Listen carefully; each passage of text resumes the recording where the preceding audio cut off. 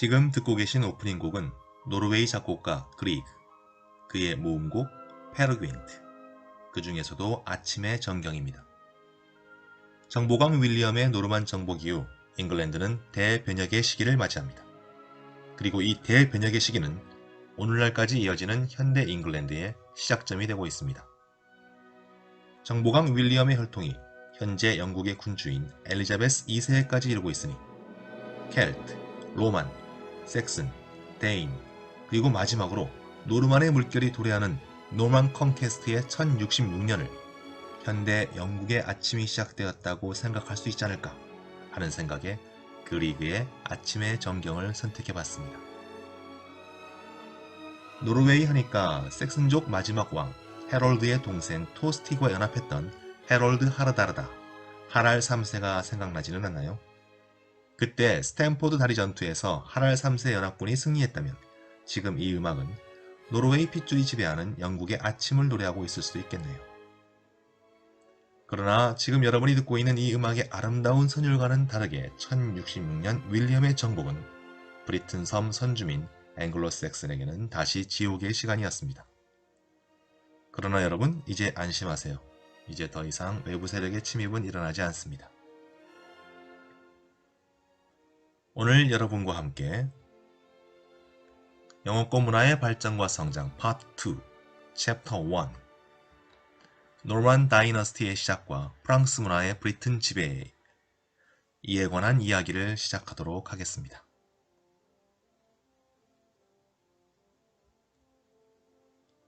현재 영국의 왕실의 시작점이 윌리엄의 노르만 왕조이니만큼 현재 영국의 군주인 엘리자베스 2세에 이르는 영국 왕실의 흐름을 살펴보는 것도 의미 있는 일일 것입니다. 자, 그러면 노르만 정복 이후의 왕조의 흐름과 주요 인물들을 살펴보겠습니다. 노르만 왕조의 시작 윌리엄 1세와 마지막인 그의 아들 헨리 1세, 그리고 헨리 1세의 딸 마틸다의 아들이며 헨리 1세의 손자 헨리 2세를 통해 노르만 왕조는 그 혈통을 이어갑니다. 프랑스보다 더 많은 땅을 프랑스 내에 보유했던 헨리 2세부터 플랜테저넷 왕조가 시작됩니다. 하지만 아버지가 일군 그 많던 프랑스 내 영토를 다 잃은, 그리고 대헌장의 주인공이었던 존, 프랑스와의 백년 전쟁을 시작했던 에드워드 3세도 주목할 만한 군주들입니다. 그리고 장미전쟁 이후 플랜테저넷의 혈통을 이은 튜더 왕조의 창시자 헨리 7세와 영국 왕조에서 가장 풍부한 이야기를 갖고 있는 바람둥이 왕 헨리 8세, 그리고 대영 제국의 출발점이 되었던 엘리자베스 1세. 국가와 결혼했다라고 했던 자녀가 없었던 엘리자베스 사망 이후 친척이었던 스코틀랜드 메리 여왕의 아들이자 당시 스코틀랜드의 왕이었던 제임스 5세가, 자, 메리 여왕의 사진이고요. 잉글랜드의 제임스 1세로 등극하며 스튜어트 왕조가 시작됩니다. 그리고 의회파와 왕당파의 대결에서 결국 크롬웰에게 패하여 참수당하는 제임스 1세의 아들 찰스 1세. 권리장정과 명예혁명 이후 앤 여왕으로 끊긴 스튜어트 왕조를 찰스 1세의 딸의 혈통에서 찾아 독일 하노버 공국의 조지를 왕으로 모십니다. 하노버 왕조가 시작되는 거죠. 이때부터 하노버 공국과 공동의 왕을 모시며 하노버 왕조가 시작됩니다. 조지 1세고요. 그리고 미국 독립전쟁 시기에 조지 3세도 기억할 만한 군주입니다. 그리고 대영제국의 전성기를 구가했던 빅토리아 여왕으로 시작하는 작센 코브르타 고타 왕조. 작센 코브르타 고타 왕조. 그리고 이 빅토리아 여왕의 즉위로 인해서 여자의 왕위 개성을 인정하지 않는 살리카법을 적용하는 하노버 공국은 다른 왕을 모시게 되어서 잉글랜드 하노버 왕조는 분리됩니다. 따라서 빅토리아 여왕의 남편 앨버트 공의 가문명을 왕조의 이름으로 사용하죠. 그리고 1차 세계대전을 거치면서 적국이었던 독일의 흔적을 지우려고, 여러분 작센이라는 이름을 기억하려고 했던 거 기억나나요? 독일의 흔적이, 독일의 냄새가 물씬 풍겨나는 그러한 명칭이죠. 고타도 마찬가지고요. 자, 이러한 이유로 국민들로부터 존경과 사랑을 받던 조지 5세 때 왕조의 이름을 윈저로 개명합니다. 조지 5세이고요.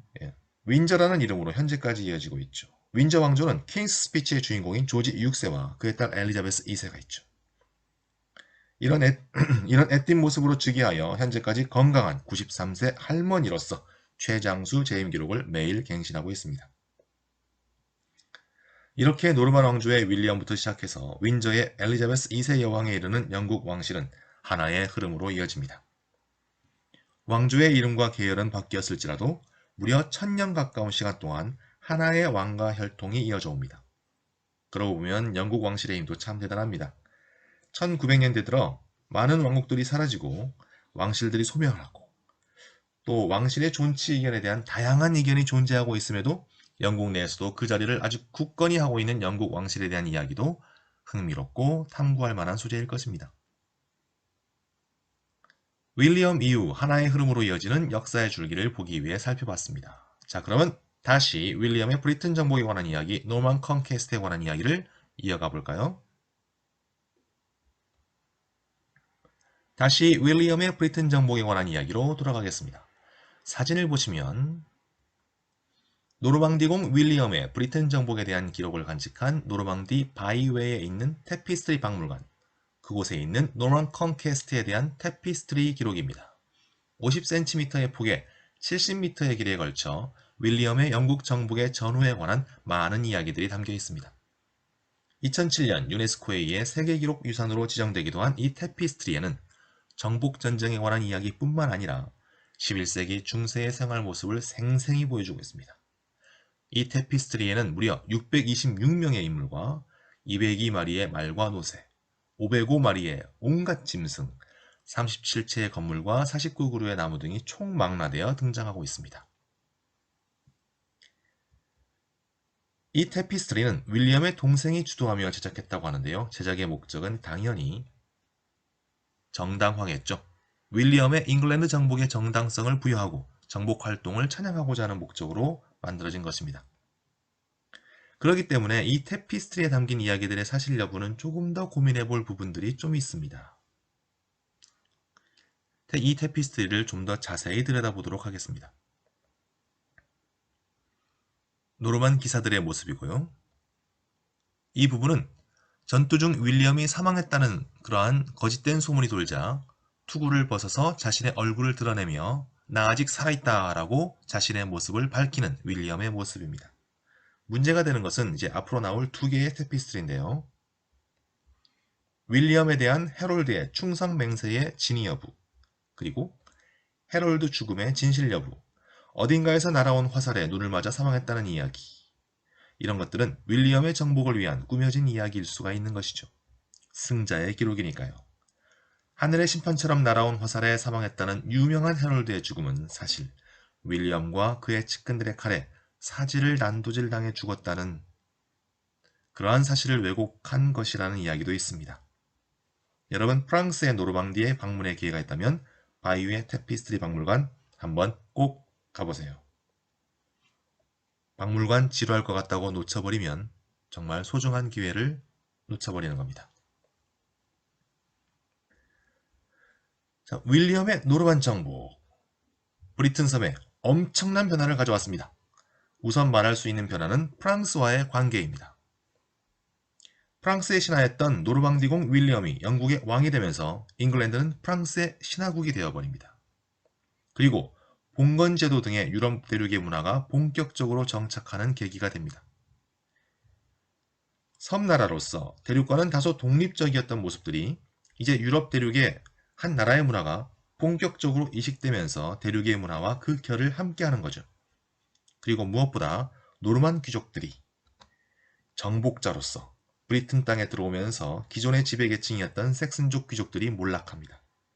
섹슨족 귀족들의 영지와 재산을 몰수하고 그 지위와 재산들을 모두 윌리엄을 따라갔던 노르만인들이 차지하게 되는 것이죠. 현재 영국 내 세습귀족 가문들은 모두 이때 교체되었던 귀족들, 즉 윌리엄의 정복전쟁에 참여했던 노르만인들을 그 뿌리로 하고 있습니다. 그래서 지배계층이 변화하게 됩니다. 노르만인들이 프랑스의 문화를 간직하고 있는 이 노르만인들이 지배계층이 되고 이제 앵글로색슨으로 대표되는 영국인들이 피지배계층으로 자리 잡게 되는 것이죠.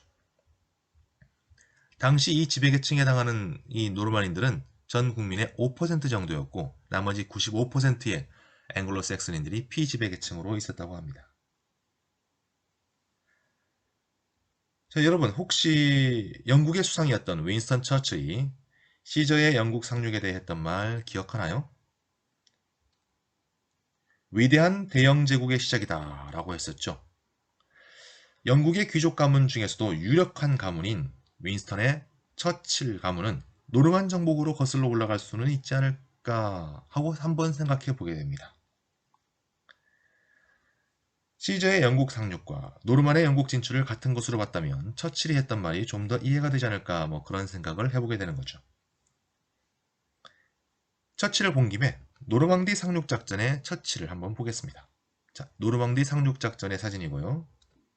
노르망디 상륙작전의 지휘자로서의 처칠입니다. 노르망디에서 영국으로 진출했던 그들의 조상이 다시 독일과의 전쟁 때문이긴 하지만 다시 노르망디로 상륙하게 되는 어떤 역사의 좀 흥미로운 그러한 지점이 아닌가라고 생각해서 처칠을 이야기한 김에 노르망디 상륙작전에 관한 이야기도 잠깐 꺼내봤습니다. 자, 전투 얘기를 하니까 다시 한번 예전의 전투 얘기를 한 번만 더 해보도록 하겠습니다. 한나절 벌어졌던 헤이스팅스 전투. 한 번의 승리로 노르만인들은 천년을 내려오는 기득권을 차지하게 됩니다. 섹슨족 입장에서는 형 헤롤드 왕에 대항하여 외부 세력과 결탁한 동생 토스티그가 참으로 원망스러울 수 있겠네요. 만약 헤롤드 왕이 토스티그와 하랄 3세 연합군과 전투를 치르면서 전략을 낭비하지 않았더라면 가정법이긴 한데요. 그랬다면 헤이스팅스 전투를 충분히 대비할 수 있었고 그렇다면 지금의 세계의 역사는 어떤 모습을 띄었을지 참 흥미로운 부분입니다. 순간의 선택이 10년을 저어합니다. 라고 했던 옛날 TV 광고가 생각나네요. 이 경우는 순간의 선택이 1000년을 결정지었습니다. 헤이스팅스 전투 직후에도 섹슨 귀족들이 윌리엄의 런던 진입을 차단하며 저항했었고 윌리엄의 영국 왕 등극 이후에도 노썸브리아에서 반란이 일어나는 등 섹슨인들의 저항은 끊임없이 이어집니다. 여기서 구체적으로 얘기는 하기를 시간은 없지만은 약 20년간에 걸쳐갖고 끊임없이 그 섹슨인들의 반란이 일어나요. 하지만 섹슨인들의 최고 지도자 헤롤드 왕이 전사한 이 헤이스팅스 전투는 그야말로 섹슨과 노르만의 운명을 결정짓는 최대 분수령이 된 것이죠. 황산벌의 전투로서 그 운명을 달리했던 백제와 신라를 생각하면 되지 않을까 싶습니다. 개백이라는 백제의 지도자가 전사하고 의자왕의 항복 이후에도 여러 백제 부흥군이 일어나서 당나라와 신라에 저항했지만 결국 백제는 역사 속에서 사라진 것처럼요. 섹슨의 잉글랜드도 마찬가지였습니다. 아까 말씀드렸듯이 이후에도 끊임없는 저항이 일어나긴 하지만 결국 윌리엄의 노르만 세력은 잉글랜드를 차지하고 이후 노르만 왕조가 시작됩니다. 자, 다시 노만 컨퀘스트에 따른 사회적 변화의 모습을 살펴보겠습니다. 오른편에 보이는 사진은 노르만인들이 잉글랜드 전역의 토지 및 재산을 조사했던 호구 조사를 겸한 토지 대장입니다. 세금을 부과하기 위한 중요한 자료죠. 정복 20년 후, 즉 어느 정도 반란군들을 반란군이라고 하지 말죠. 저항군들을 진압을 하고 어느 정도 이제 국가가 정리가 되었을 때 윌리엄은 그의 참모들과 함께 잉글랜드 전 지역의 토지와 가축 등의 대대적인 재산 조사를 하고 정리를 합니다. 일제강점기가 시작되던 시기에 일본이 우리나라에 했던 토지 조사를 생각하면 될 것 같습니다. 이때 조사된 모든 재산에 세금이 부과됩니다. 외딴 시골에 농가에서 키우고 있던 돼지 몇 마리, 나무 몇 그루까지 아주 세세하게 조사되고 기록되었습니다. 그래서인지 그 당시 피조사 대상이었던 당시 농민들은 이 재산조사 대장에 둠스데이, 즉 최후의 날이라는 이름을 붙였습니다. 마치 세상에 종말이라도 온 듯 했겠죠. 자, 그리고 잉글랜드는 이제 노르만인들의 정복 이후 사회를 움직이는 그러한 법률과 행정에 프랑스 문화가 유입되기 시작합니다. 영어로 의회를 의미하는 parliament는 고대 프랑스어로 말 연설을 의미하는 단어에서 만들어진 것이고요. 법원과 감옥을 의미하는 justice와 prison은 프랑스어와 철자까지 똑같습니다. 프랑스어에서 들어온 것이죠. 그리고 현재 영국의 재무부 장관을 이르는 말이 Chancellor of the Exchequer라고 부르는데 왠지 철자가 영어스럽지 않죠? 역시 노르만인들이 도입한 제도에 유래한 표현입니다. 에시키에라 불렸던 노르만인들의 최고 법원에 해당하는 제도가 그 시작인데요. 원래 에시키에는 체스판을 이르는 말이었습니다. 최고 법정이 열렸던 회당의 바닥이 격자 무늬로 이루어져 체스판을 연상시켰나 봅니다.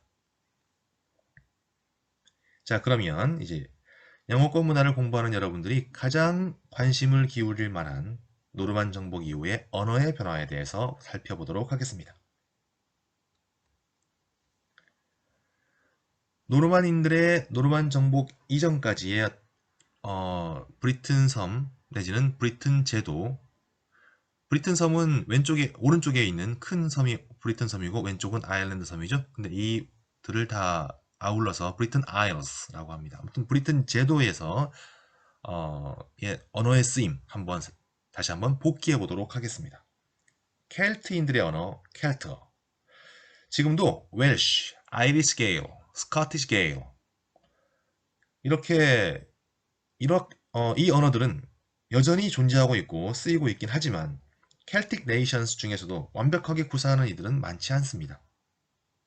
브리튼의 언어는 로마 지배 이후 라틴어가 대세를 이루게 되죠. 그리고 앵글로색슨이 브리튼으로 진출하면서 게르만어가 또한 브리튼의 대세를 이루게 됩니다. 우리가 고대 영어라 부르는 언어가 바로 앵글로색슨의 언어 게르만어입니다. 그리고 대인인들과 어울려 살아가면서 대인인들의 언어 데니쉬의 영향을 받기도 했었죠. 전 시간에 이야기했었습니다. 이때까지 브리튼의 언어는 어휘와 문법 체계가 독일어에 가까웠습니다. 하지만 노르만 정복 이후 브리튼의 언어는 급격한 변화를 맞이합니다. 사실상 영어에 가장 큰 영향을 미치는 언어가 등장하게 되는 것이죠. 프렌치, 노만 프렌치. 노르망디 지역의 프랑스어, 노르망 프렌치인데 쉽게 프랑스어라고 이해하시면 되겠습니다. 지금부터 제시하는 많은 예시들은 영어에 대한 프랑스어의 영향을 보여주는 것이고요.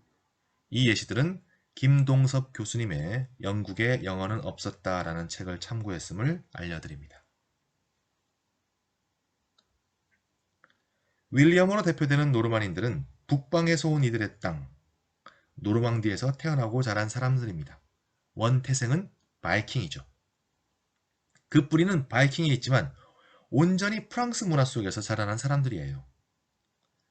그래서 이들이 잉글랜드의 지배계층으로 자리 잡으면서 앵글로색슨의 영어는 지위어, 즉 프리스티지 랭귀지로서의 자격을 상실하고 민중의 구어로만 쓰이게 됩니다. 셰익스피어 이전 최고의 영국 작가인 캔터베리 테일즈를 쓴 제프리 초서가 등장하는 14세기 말까지 약 300여 년간 영어로 쓰여진 변변한 문학작품 하나 없었습니다. 그리고 점차 앵글로색슨의 언어들이 프랑스어로 대체되는 경향을 보이는데 그 대표적인 것이 바로 air입니다. airplane, air conditioner 등으로 우리에게조차 너무나 친숙한 바로 그 단어 air. 야, 바퀴에 에어 빠졌어. 에어 보충해드릴까요? 뭐 이렇게 우리에게도 일상적으로 쓰이는 이 단어가 본래 영어가 아니라는 것 여러분 알고 계셨나요? 깜짝 놀라지 않았습니까? 영어의 고유어는 LYFT, lift입니다. 현재 독일어에서 공기를 루프트라고 쓰고 있습니다. 여러분, 루프트한자라는 이름의 독일 항공사를 들어본 친구들이 있을 거예요. 자, 그리고 여기서 또 더욱더 깜짝 놀랄 친구들이 있을 텐데요. 영어로 돼지를 피그라고 하고 돼지고기는 포크라고 하잖아요.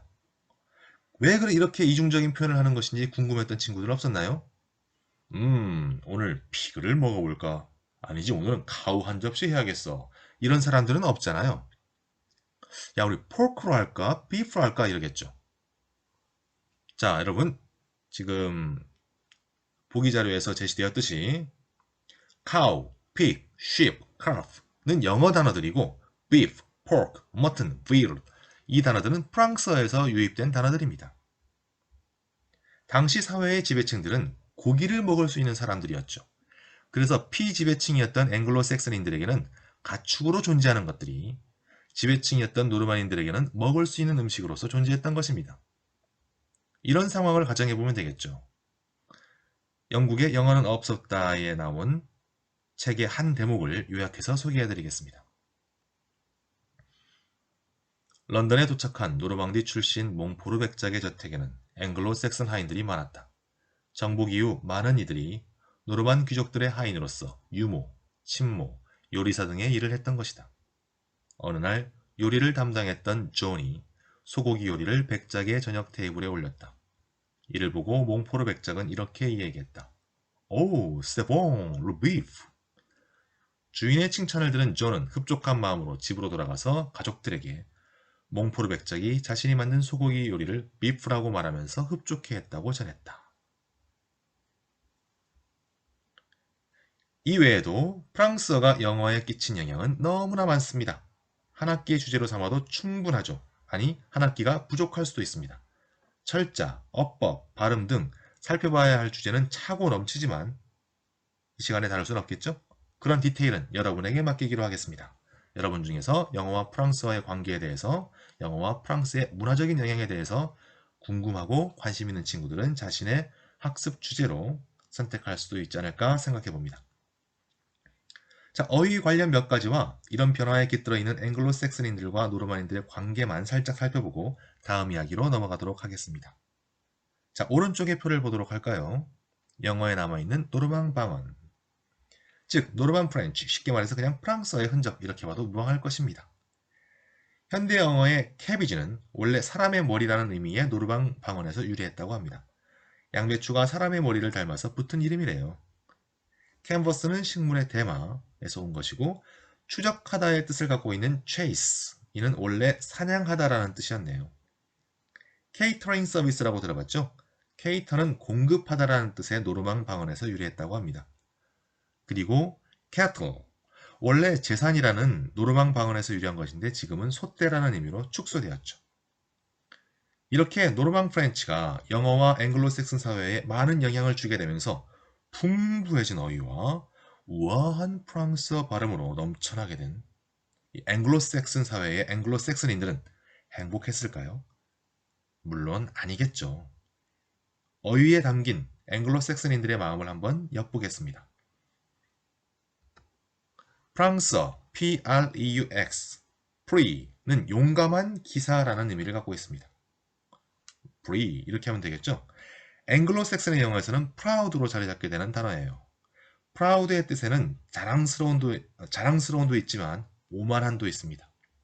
프랑스 귀족들은 자신들이 용감한 기사일지는 모르겠으나 앵글로색슨인들에게는 오만한 정복자였겠죠. 자, 이렇게 영어가 단지 그냥 민중의 구호로만 자리 잡게 되고 이제 프랑스어가 지배하는 이 시기가 본격적으로 시작되면서, 즉 영어의 암흑기가 본격적으로 시작되면서 이제 설 자리를 잃은 고대 영어, 그 중에서도 고대 영어의 어떤 문자로 자리를 잡았던 고대 영어의 문자를 살펴보도록 하겠습니다. 300년간의 이별을 하기 전 그때 그 모습을 다시 한번 살펴보는 것이죠. 루닉 알파벳, 룬 문자. 이 문자 왠지 익숙하지 않나요? 익숙하기보다는 친숙하지 않습니까? 해리포터, 반지의 제왕 등의 영화에서 봤을 법한 문자죠. 이 문자는 바로 앵글로색슨의 고유 문자인 룬 문자입니다. 로마 알파벳을 본따서 주로 주술과 장식에 사용되었던 문자죠. 의사소통의 도구라기보다는 주술적 용도로 쓰였던 문자라고 합니다. 교회가 공식 언어로 라틴어를 사용하게 되면서 룬 문자는 그 쓰임이 축소되어 버리는데요. 앵글로색슨 시대, 즉 칠왕국 시대를 이야기하는 겁니다. 라틴어의 사용과 함께 그 쓰임이 축소되었던 룬 문자는 이제 윌리엄의 정복 이후 진짜 역사 속으로 사라지게 됩니다. 흔적은 남아있는데 그 디테일은 여러분에게 맡기겠습니다. 룬 문자에 관심을 가진 친구들이 꽤 있을 것 같아요. 여러분, 정말 어마어마한 변화가 이루어지는 터닝 포인트이지 않습니까? 이 터닝 포인트를 만들어낸 윌리엄의 노르만 왕조. 이 노르만 왕조는 윌리엄의 둘째 아들과 막내 아들로 그 왕위가 이어지게 됩니다. 둘째 아들이었던 윌리엄 2세고요. 막내 아들인 아까 봤던 인물이죠. 헨리 1세입니다. 그럼 첫째 아들은 어디 갔느냐? 예, 첫째 아들은 노르망디공 로버트라고 또 있는데요. 여기서는 소개하지 않았습니다. 여러분, 이 세 아들들 사이에서의 이 윌리엄의 세 아들들 사이의 갈등과 대립 그리고 이들 사이의 권력 암투는 조선 초기 태조 이성계의 아들들에 의해 벌어진 왕자의 난을 능가합니다. 최종 승자가 태종 이방원이었듯이 노르만 왕조에서는 최종 승자가 윌리엄의 막내 아들 헨리가 됩니다. 이 과정 중에서 특히 여기에 지금 소개하는 노르망디공 로버트 그 큰형에게 했던 이 헨리 1세의 만행은 정말 끔찍합니다. 벌을 받은 걸까요? 역사의 헨리 1세로 기록되는 이 윌리엄의 막내 아들 헨리에게는 아들이 있었는데 안타깝게도 그의 아들이 사고로 어린 나이에 사망하면서 왕위를 이을 아들이 없는 상태가 됩니다. 하지만 헨리 1세에게는 신성 로마 제국의 황제와 결혼했다가 황제가 사망하자 친정으로 돌아왔던 마틸다라는 딸이 있었는데요. 이 딸은 또 프랑스의 앙주 지방의 백작 조프로와 5세와 재혼하게 됩니다. 헨리 1세는 이 딸에게 왕위를 물려주게 되죠. 헨리 1세에서 마틸다에게 왕위로 가는 과정 또한 굉장히 치열한 권력 쟁탈전이 벌어집니다. 그 주인공은 스티븐인데요. 좀 이따 등장하십니다. 윌리엄 1세, 즉 정보강 윌리엄의 딸 아델라의 아들입니다. 마틸다에게는 사촌이 되죠. 이 권력 암투 과정은 생략하도록 하겠습니다. 이 스티븐과 마틸다의 권력 쟁투 사건도 굉장히 흥미로운 부분입니다.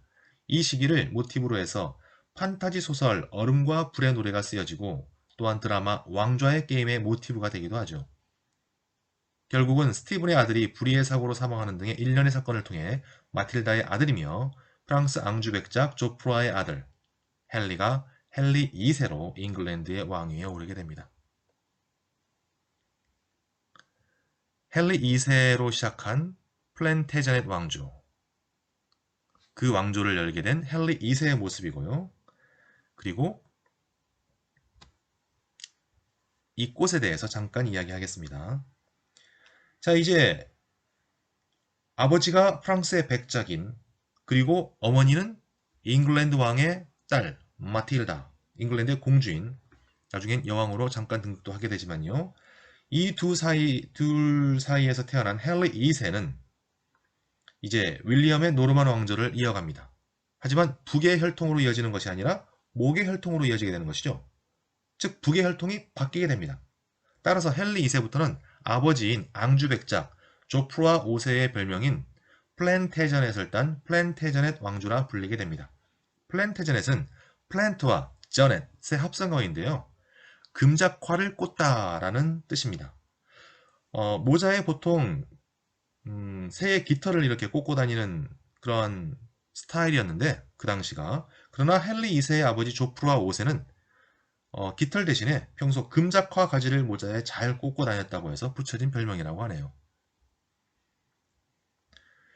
자, 그리고 아까 여러분에게 이야기했던 마틸다와 권력 쟁투를 벌였던 스티븐입니다. 이 스티븐은 다시 한번 얘기하지만 윌리엄의 딸 아델라, 그의 아들, 즉 윌리엄의 외손자입니다. 헨리 1세의 조카기도 하고요. 여기 스티븐이 바라보고 있는 헨리 2세는 어떻게 됩니까? 둘 사이가 이제 오촌 관계죠. 이제 스티븐이 어이 조카, 내가 왕을 좀 하겠네 하는데 헨리 2세, 조카인 헨리 2세가 택도 없는 소리를 하십니까? 하고 이제 스티븐의 아들과 이제 다시 또 권력 쟁투 과정을 벌이면서 네, 스티븐은 이제 역사의 뒤로 사라지고 헨리 2세로 시작하는 플랜테제넷 왕조가 새로운 영국을 열어가게 됩니다. 자, 그러면 이제 이 시점에서 앙주 제국이라고도 불렸던 플랜테제넷 다이너스티의 모습을 살펴보겠습니다. 정복과 결혼을 통한 영토 확장이 이루어져요. 헨리 2세는 이제 잉글랜드와 노르망디, 그리고 아버지의 땅 프랑스의 앙주를 다스리게 됩니다. 그리고 헨리 2세는 프랑스의 아키텐 땅을 소유하고 있었던 프랑스 왕비였던 엘레오노르와 사랑에 빠지게 되고 결국 엘레오노르와 결혼하면서 프랑스 땅에 프랑스 왕보다 더 많은 땅을 차지하게 됩니다.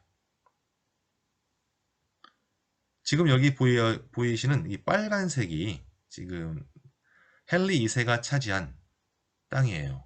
프랑스 내에 있는 프랑스 왕보다 이 프랑스 내에 더 많은 땅을 차지하고 있죠. 그리고 스콧 아일랜드, 스코틀랜드, 웨일스 등의 이 브리튼 아일스의 그 국가들도 제후국으로 두는 등 영토와 세력 확장을 이루어냅니다. 플랜테제넷 다이너스티 in Europe, 유럽에 있는 플랜테제넷 다이너스티의 모습이고요. 자, 다시 한번 그 과정을 간단하게 살펴보겠습니다. 마틸다가 앙주백작 조프로와 5세와 결혼을 해서 잉글랜드, 노르망디, 앙주는 하나로 묶이게 됩니다. 그리고 이 헨리 2세가 영국의 왕으로 등극하기 전 엘레오노르 왕비라는, 근데 왜 왕비냐면은 프랑스의 왕 샤를 7세의 부인이었어요. 그런데 그 프랑스 왕과 이혼을 하고 이제 이혼을 한 상태에서 헨리 2세를 만나서 결혼을 하게 됩니다. 그리고 헨리 2세는 영국의 왕에 등극하게 되는 그러한 일련의 사건들이 일어나죠. 그래서 결과적으로 헨리 2세의 플랜테제넷 왕조는 잉글랜드, 노르망디, 앙주, 그리고 엘레오노르 왕비의 소유였던 아키텐 지방까지 이제 영토로 차지하게 되는 겁니다. 영토로 보유하게 되는 겁니다.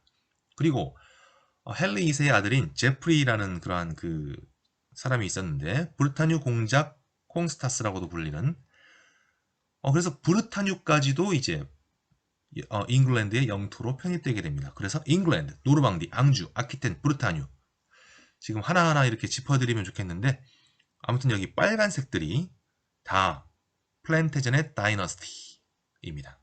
그리고 스코틀랜드, 아일랜드, 웨일스까지 제후국으로 삼았으니 어마어마한 영토를 자랑하게 되는 것이죠. 자, 그렇다면 이 영어권 문화를 탐구하고 공부하는 우리들에게 이 시대의 의미, 이 플랜테제넷 다이너스티의 의미는 무엇일까요? 바로 윌리엄 1세부터 시작되었던 프랑스 문화입니다. 헨리 2세 시대의 영국은 그 중심지가 프랑스 지역으로 이동하게 됩니다. 영국은 변방이 됩니다. 프랑스 지역이 중심지가 되는 것이죠. 프랑스어를 쓰는 왕들과 주요 귀족들은 주로 프랑스에 머물렀고 이들을 중심으로 프랑스 문화가 영국 전역의 주류 문화가 되면서 영국은 프랑스 문화에 잠식되어 갑니다. 이때 역사의 흐름이 계속 같은 흐름으로 전개되었다면 우리는 지금 영어 대신 프랑스어를 배우고 있었을 겁니다.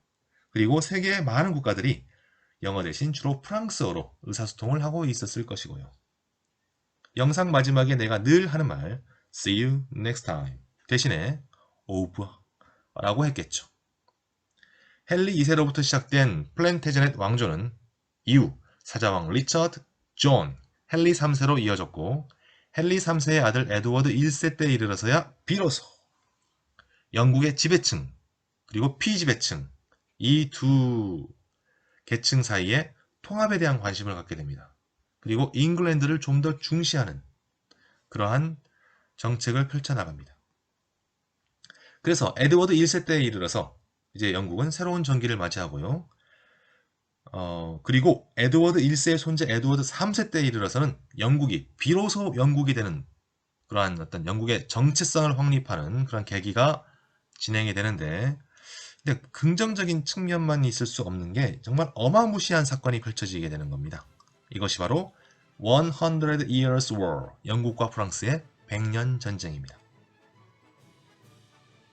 다음 시간에는 현재의 영국과 프랑스를 탄생하게 했던 100년 전쟁의 서막과 그 결과와 영향 등에 대한 이야기로 여러분을 다시 만나도록 하겠습니다. 여러분, 오늘도 장시간 수고 많으셨습니다. 제일 길었던 영상인 것 같네요. 아마도, 확신하건대 영어권 문화 온라인 수업이 모든 수업 중에서 여러분의 시간을 가장 많이 할애하게끔 하는 것 같습니다. 미안한 마음과 고마운 마음 갖고 있음을 전하며 인사하도록 하겠습니다. 오늘의 강의가 프랑스 문화 지배기에 관한 것이니 이렇게 인사를 하도록 하죠. 오부아.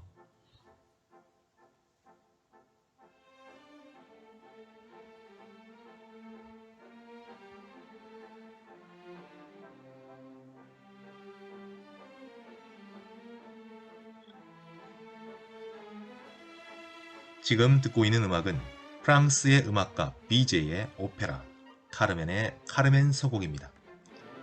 앙주 제국을 건설했던 헨리 2세와 헨리 2세에게 아키텐 지역을 선사했고 이후 헨리 2세와 그녀의 아들들인 리처드 1세와 존 왕들과의 관계에서 무수한 이야기를 남겼던 왕비 엘레오노르. 이 두 부부가 잠들어 있는 프랑스 앙주의 뽕트 브루스도원을 바라보며 오늘의 강의를 마칩니다.